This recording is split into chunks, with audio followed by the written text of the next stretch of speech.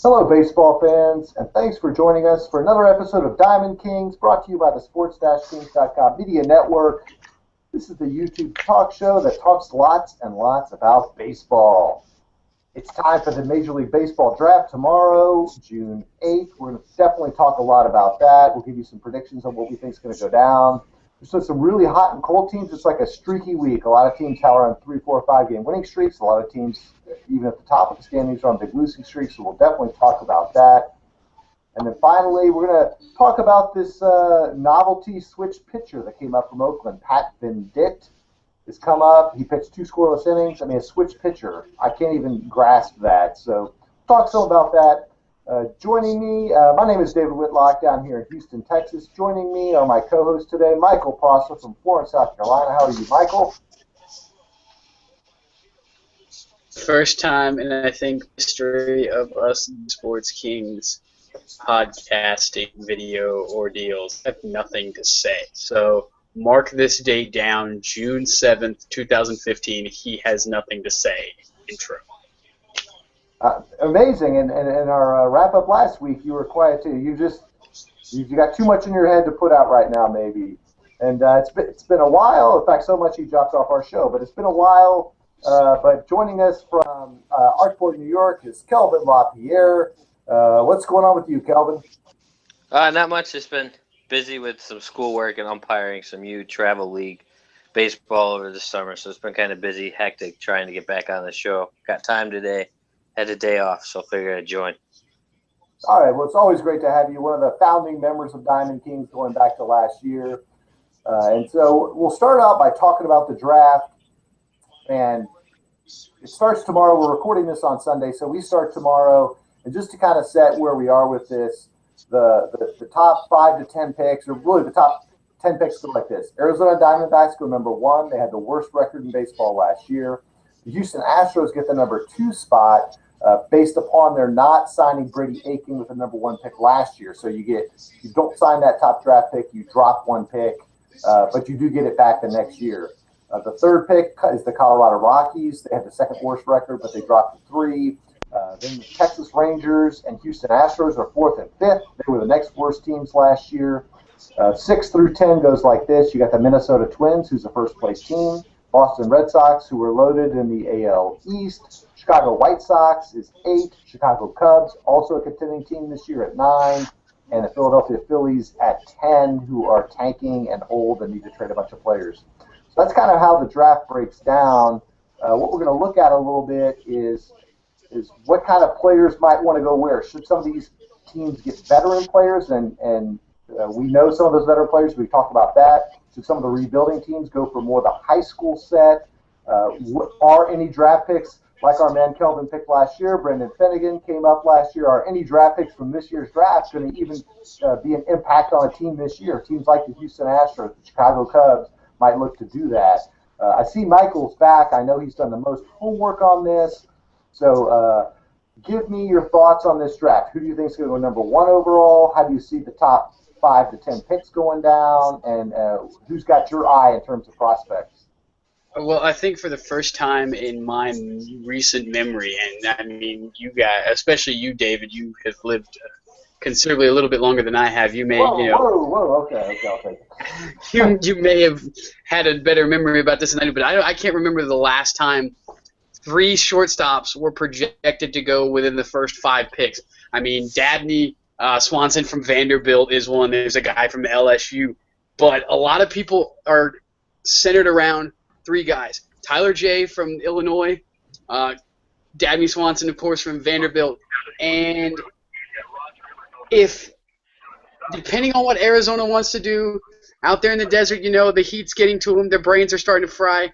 Tyler Stevenson, a catcher from Kennesaw, Georgia. He's a high school guy. If he's selected first overall, he will be the first prep catcher since Joe Mauer to be selected first overall in 2001. Now, I don't need to remind you guys what kind of career Joe Mauer has had and what he's doing right now. I mean, he's on this team called the Twins, and I don't know about you, but they've kind of took baseball by storm this year. But the guy that I'm really interested, and this is going to sound like a broken record because if you guys watched last year's show, if you go back and watch last year's show, we talked all about Brady Aiken. Brady Aiken is back in this draft. Yes. And he can go anywhere from 12 on down. Atlanta, maybe the Indians who need another arm. He's kind of like a wild card X factor right now because he's coming off the Tommy John surgery. He was picked number 1 overall last year, even though I still think Tyler Kohler should have been the number 1 pick.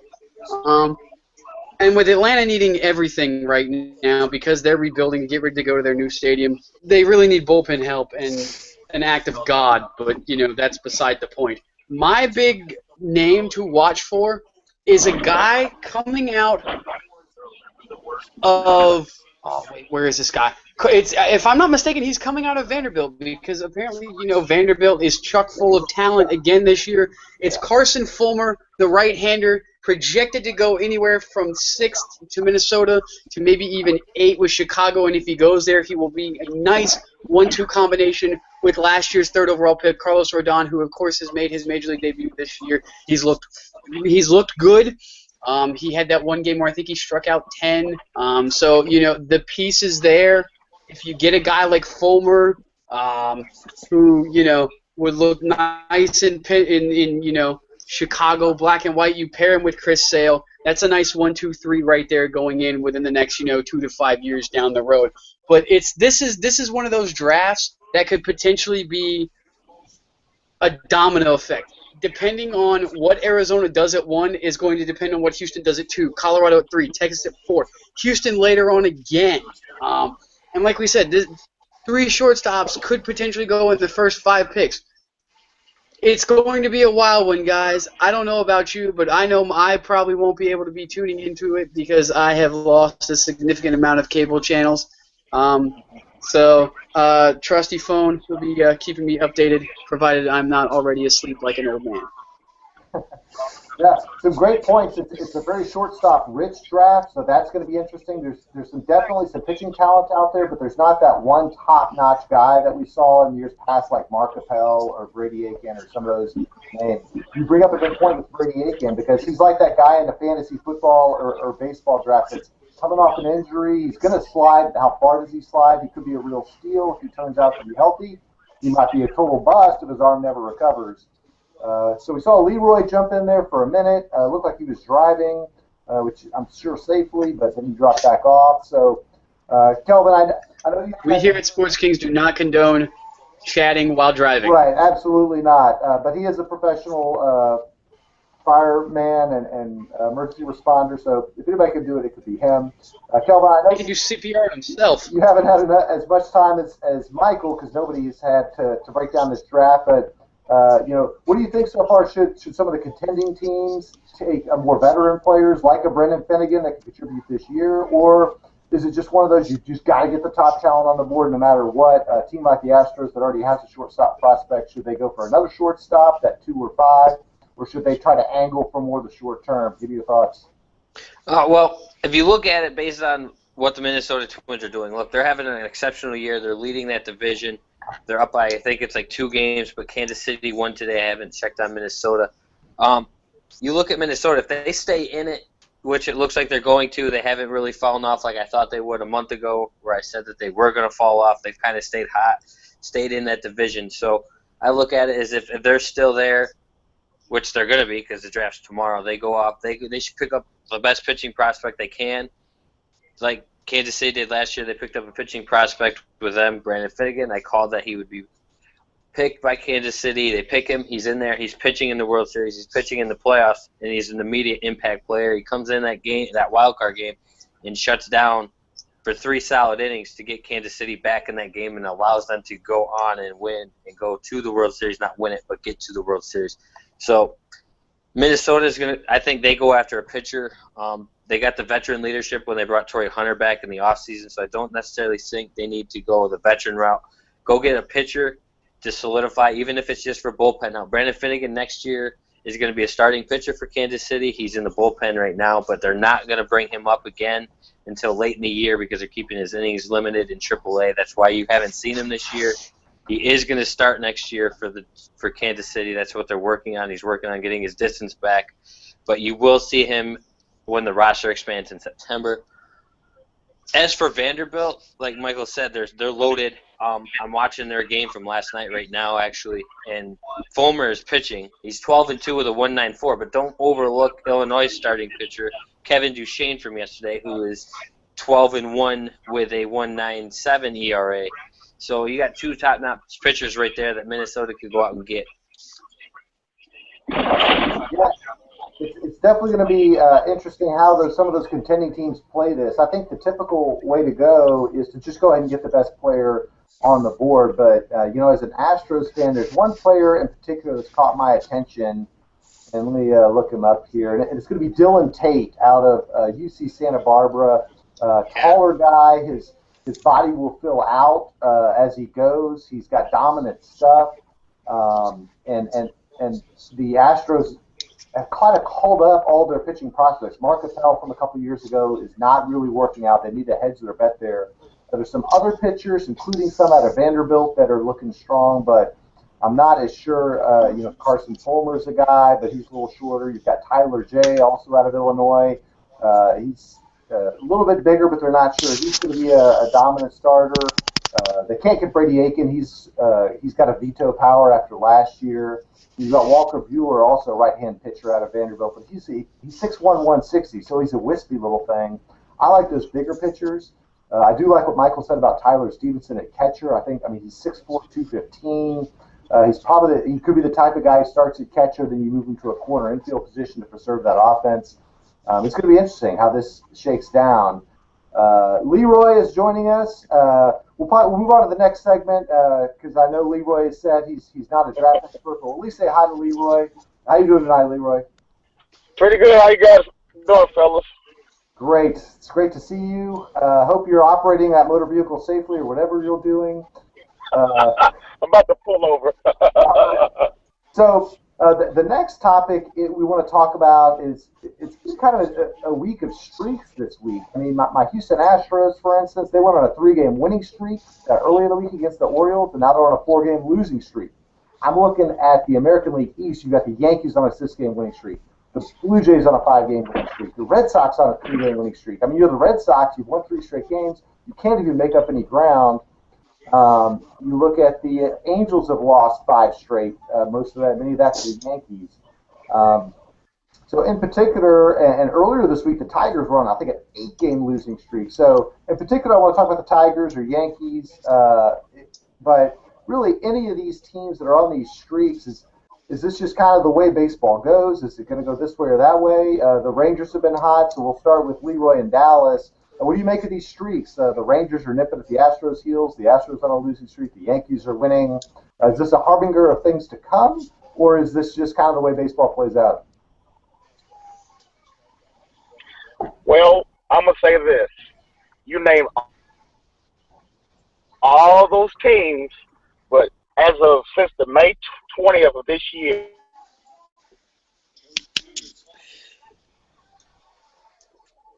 and is Leroy frozen? Texas Rangers were 9.5.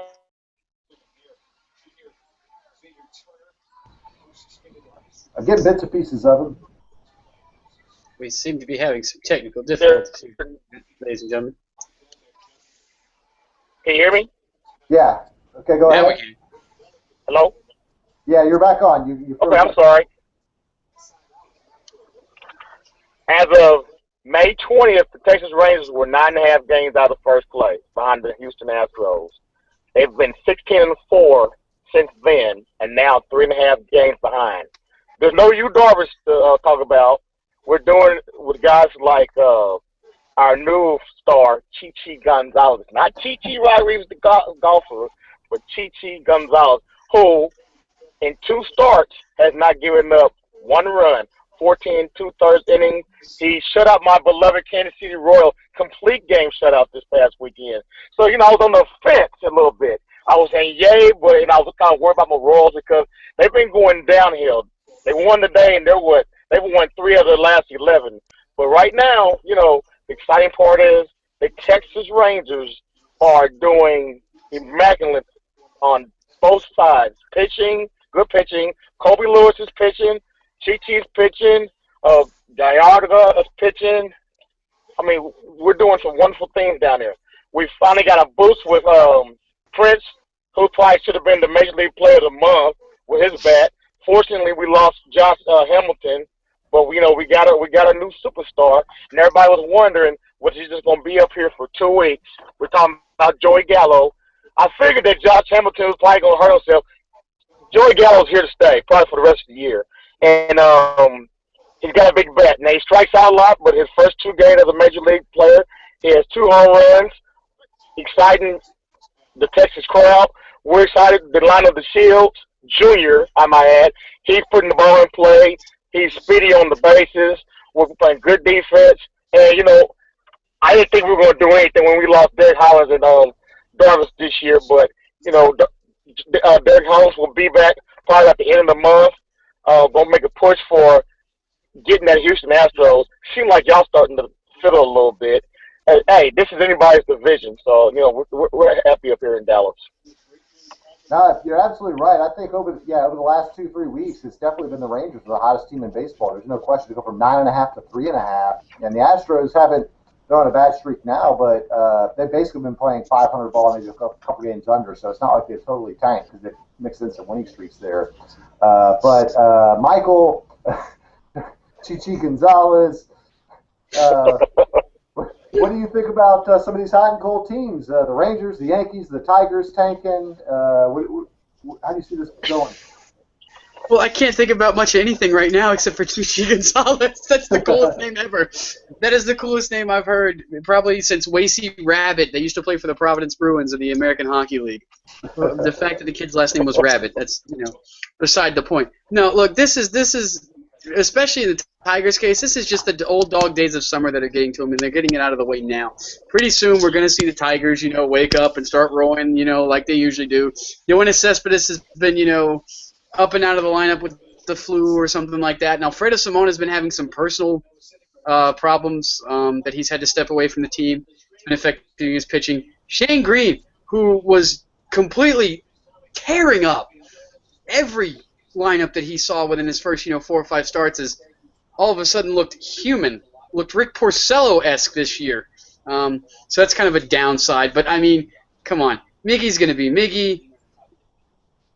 We're going to be talking about the Tigers probably winning, the AL Central or, getting to the AL wild card, within the next, 2 or 3 months. So I'm not worried about the Tigers. Good for the Yankees. We kind of all expected this, but I'm more, excited about, hey, the Blue Jays are winning games. I mean, this has been the most underachieving team in baseball for probably the last 6 or 7 years.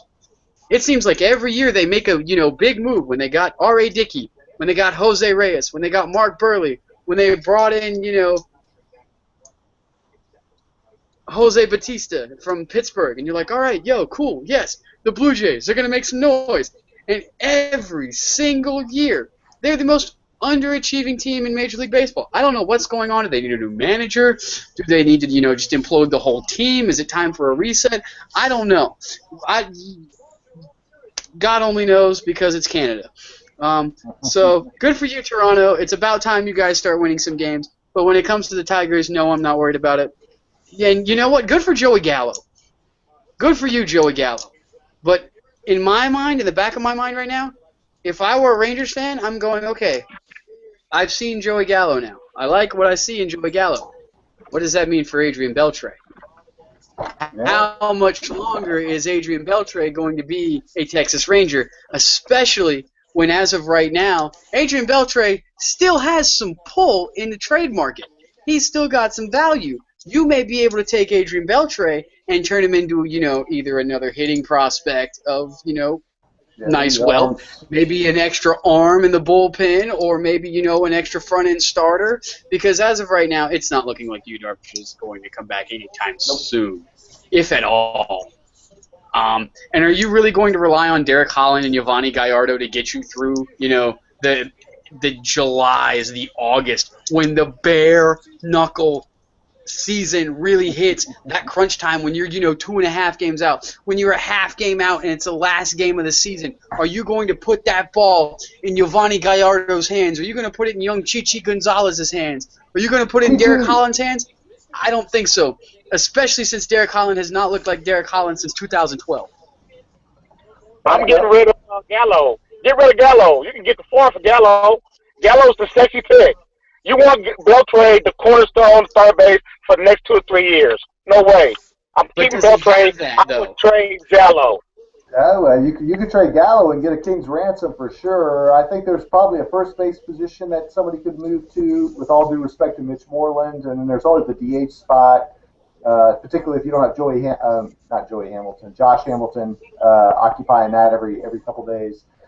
Kelvin, you've been very, very patient.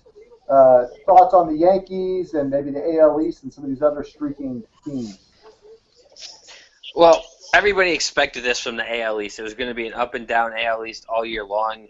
The Yankees weren't favored to win it. They've led it for the past month or so. They've been up and down between them and Tampa Bay. Tampa Bay sliding off a little bit. I don't know if they completed their win today against Seattle. They were up 3-1 in the eighth. But the Yankees, they go from 1-11 in their previous 12 to now they've won. I believe they won 6 in a row, and now they've won, and then they had that streak where they went to Oakland and they lost 3 or 4 to Oakland. But other than that, they had a pretty solid West Coast road trip. They swept the Mariners after that. They just swept the Angels, and now we're moving on. We're still leading that division by 2 games, but at the same time, they're not pulling away because that whole division seems to be winning. But yet, Michael, Toronto was still in last place in the AL East, even on a winning streak. They're still in last place. They are still in last place. Boston is in 4th, Baltimore is in 3rd, and Tampa Bay is in 2nd. So that division's not going to change. It's going to be like that all year. Yankees don't have the pitching depth. Yes, CC Sabathia, congratulations on becoming the 9th left-handed pitcher to get to 2,500 strikeouts today, and then getting tossed at the end of the 6th inning. I love it. Thank you for arguing balls and strikes, but you know that that's going to happen when you walk off the mound. After you get the guy out, that even though you didn't get your strikeout call, you got the ground out to second, get the inning over, you walk off, you show off the umpire by saying that was a strike low. You've been calling it low all day. I get the umpire was calling it low all day, but that's something. You got the out, just walk off the field. You're 83 pitches, 87 pitches, something like that. Come back out, pitch the 7th inning. Give your bullpen more of a break. I mean, they haven't pitched much the last couple of games because they've been routes of the Angels, but give your bullpen an even bigger break. Don't let them get out there. They've been used a lot, especially during that 1-11 freaking losing slump we were in. They got used a lot because the starters didn't go. CC, you were 2-7 going into today. You gave up 2 solo bombs in the first inning. It looked like you were going to 2-8. You finally win a game at Yankee Stadium since 2013. Like September of 2013, you finally win a game at Yankee Stadium. I mean, come on, stay in there, pitch 7 or 8, give your bullpen a break. Don't make Betances go out there, have to throw an inning, and all that stuff. Stay in there, keep your mouth shut, just go with it. But as far as it goes with the Tigers, what happened to the Tigers? Well, last time I was on here, they were tied for the best record in baseball, and now they're sliding. They're that 8-game losing streak. They're 3rd in the division now, behind Minnesota, behind Kansas City, and there's no signs of them stopping the streak anytime soon. Their bats have gone away. Their pitching's gone south. I don't know what to say about Detroit. I mean, that was the team I picked to win that division, Kansas City, getting the first wild card, having a home wild card game at the beginning of the year against either a Boston or a Yankees is who I had coming out as the second wild card just because of the division they're in. Minnesota is still under the limelight. They're still not talked about much on any ESPN show. I mean, when they show their highlights, Minnesota leading the Central Division. It's a big shock. I think they deserve more credit than they're getting. Like I said in the draft, I think they go after an all-star, like a starting pitcher up at the top end of that rotation for the long haul, expecting them to be there at the end after the all-star break, getting into September, calling up that like Brandon Finnegan, and boom, he's there. He can come out of the bullpen, pitch you 3 innings to get you what you need. You don't need to have him start, but he could be a 3-inning long relief pitcher just in case. Oakland trading Ben Zobrist, so there's another third base option that's going to be open. Jose Bautista has actually been in talks of being traded from Toronto, Michael. Beltre was also named as a person that could be traded. Houston is looking at a prospect that could help out in the long-distance run. And if I'm Texas, I'm looking at an arm. I'd trade Beltre for an arm because, like Michael said, you get down to the crunch time. Who do you trust going in to a do or die win game? If your top two pitchers have pitched back to back, you're not going to start them. They're going to maybe come out of the bullpen for 15 pitches. But so I could see Texas trading away an Adrian Beltre to bring in an arm if they're up there at the trade deadline.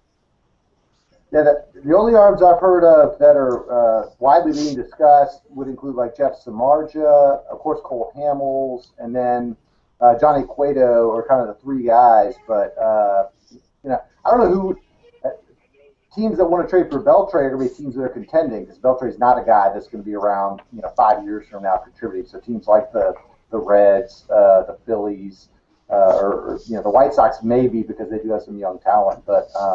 There's some interesting, we kicked around these teams, some interesting stats on the run differential, which I know we talk about because it came up today during the Astros game, but Toronto is the highest in the American League in run differential at plus 45. I mean, you would have lost that bet in a bar. They're 2 games under 500.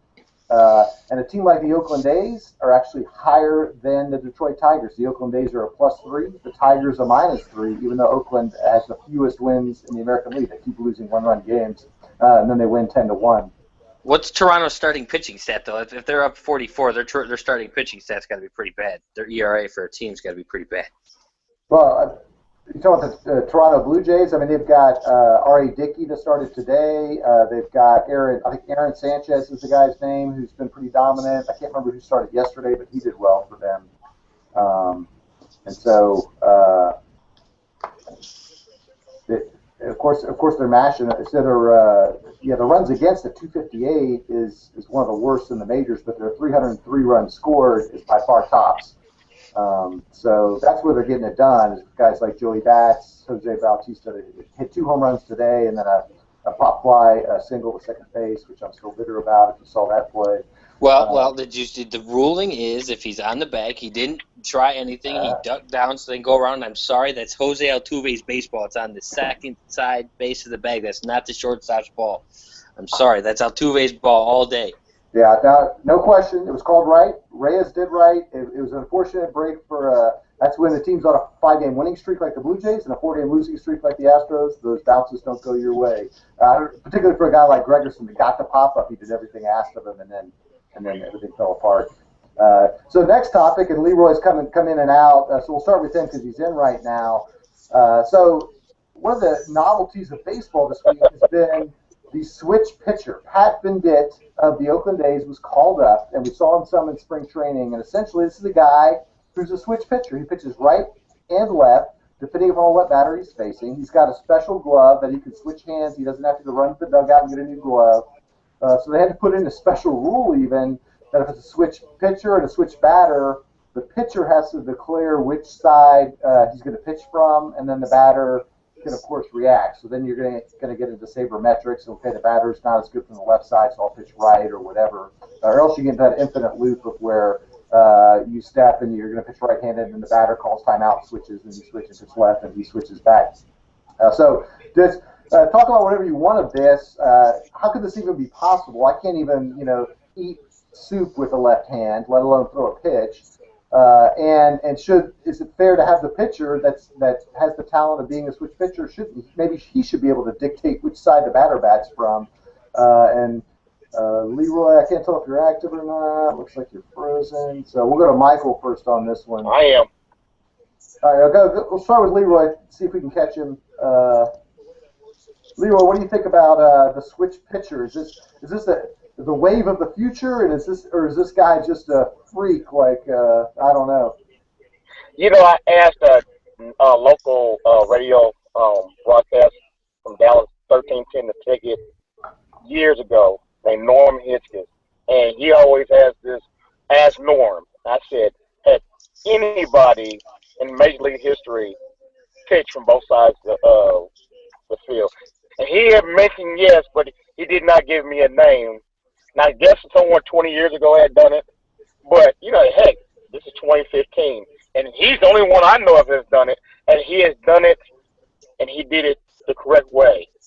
29-year-old journeyman, bust his tail to get to the major leagues, get the opportunity, and he succeeded. 2 inches and no runs. You can't ask for better than that. This is phenomenal. If I'm him, I'm going to negotiate my contract right now. He got 0 ERA. Hey, I mean, if you just imagine if someone at a Cy Young level pitcher can do something like this. It's unheard of. I mean, I think this is the way. I don't know why parents don't try to teach all kids that now. I mean, you teach kids to bat right and left hand before when they're little kids. Do the pitching too, because pitching is hard. I mean, this is rare, and if he can keep it up, I mean, heck, sky's the limit for him. I'm happy to see it.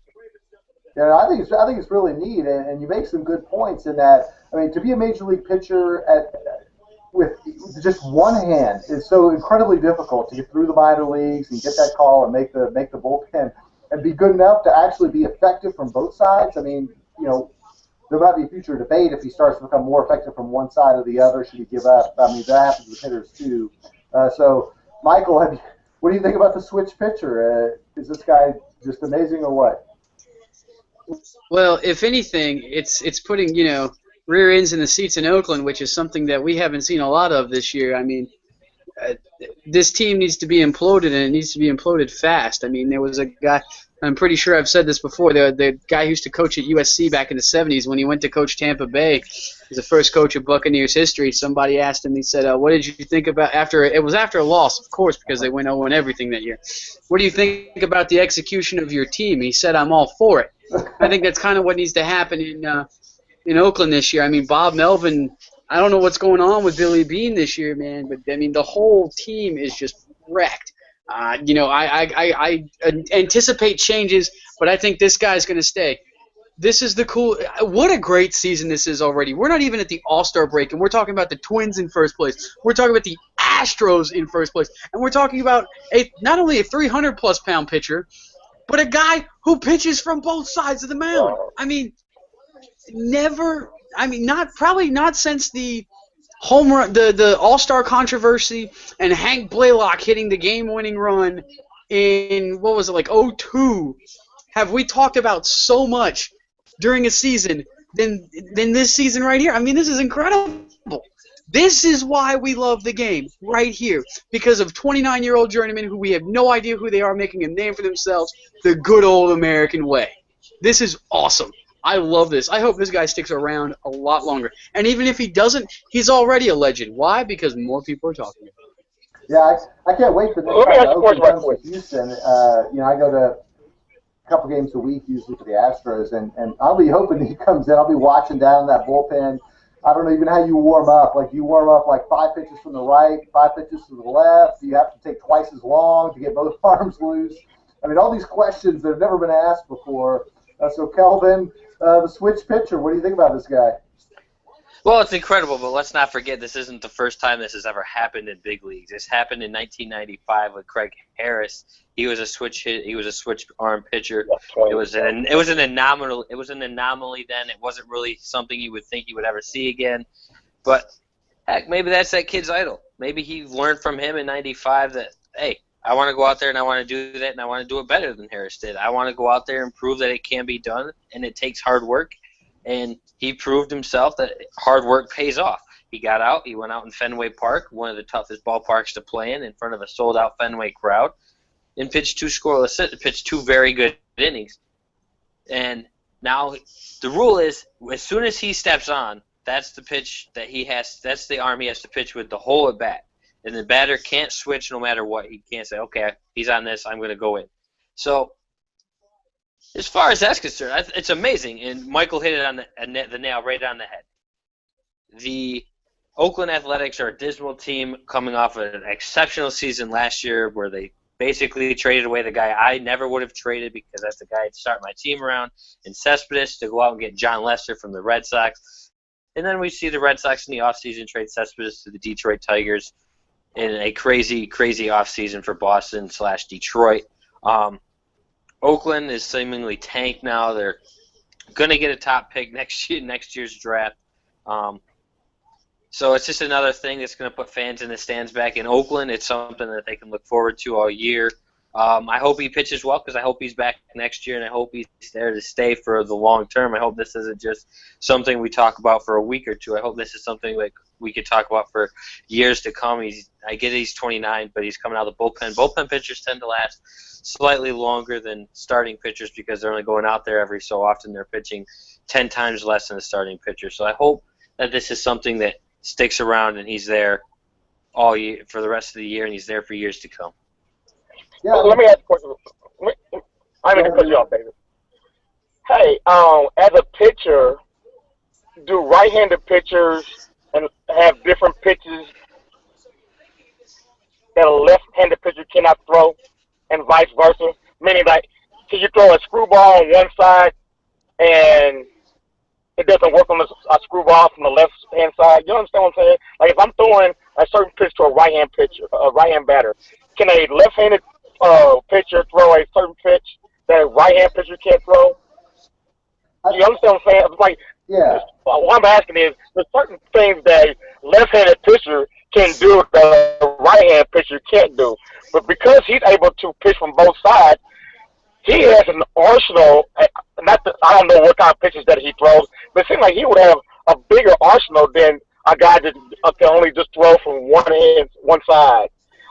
Him being left-handed, he might have a different curveball. He might have 2 or 3 different fastballs, a different changeups. Where on the right, as a right-hand pitcher, he might have a different slider or a certain specialty pitch that he would normally have from throwing from both sides.